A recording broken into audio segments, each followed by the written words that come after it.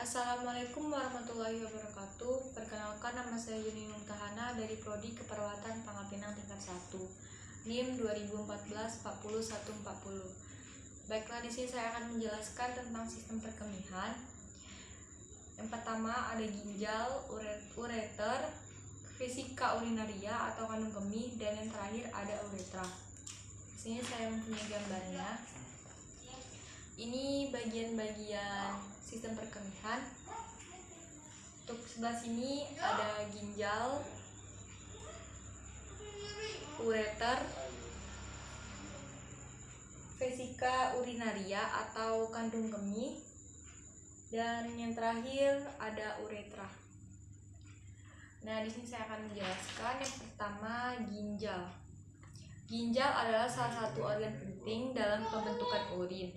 Dua organ yang berbentuk kacang ini terletak di bawah tulang rusuk dekat dengan bagian tengah punggung.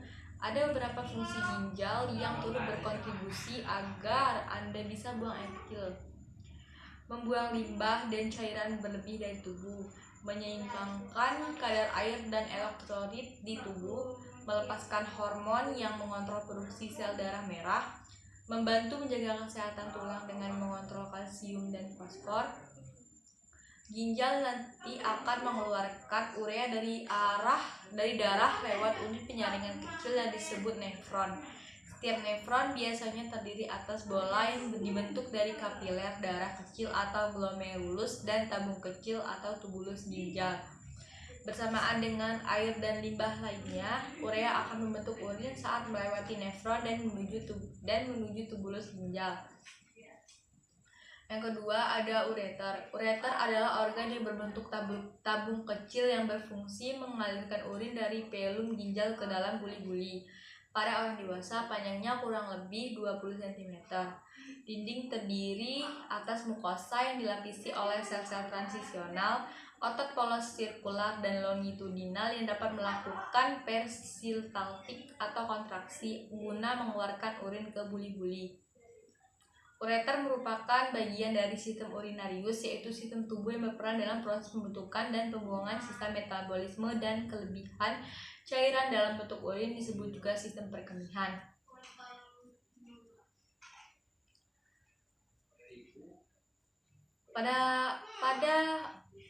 Ureter memiliki fungsi yang penting, yaitu mengantarkan urin dari ginjal menuju kandung kemih.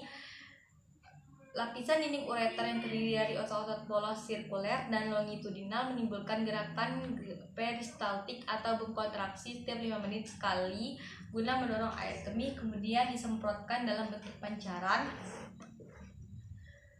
melalui osteum neutralis masuk ke dalam kandung kemih. Sewaktu masuk kandung kemih, dinding atas dan dinding bawah ureter akan tertutup, dan pada saat kandung kemih penuh akan terbentuk katup atau valvula yang mencegah kembalinya urin dari kandung kemih. Dan ketiga ada vesika urinaria atau kandung kemih. Kandung kemih adalah merupakan salah satu organ dalam sistem ekskresi manusia berupa urin. Nama lain kandung kemih ialah vesika urinaria.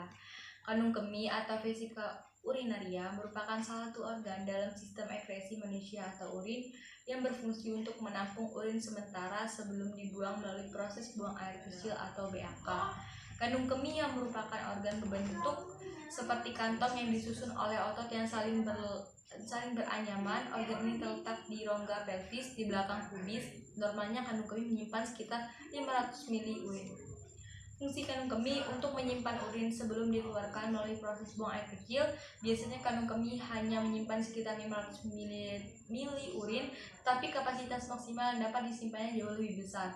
Memberikan sinyal kepada tubuh apabila urin yang ditampung sudah cukup banyak sehingga dapat dikeluarkan, membantu proses buang air kecil dengan mengontraksikan otot-otot dan seterusnya. Dan yang terakhir ada uretra.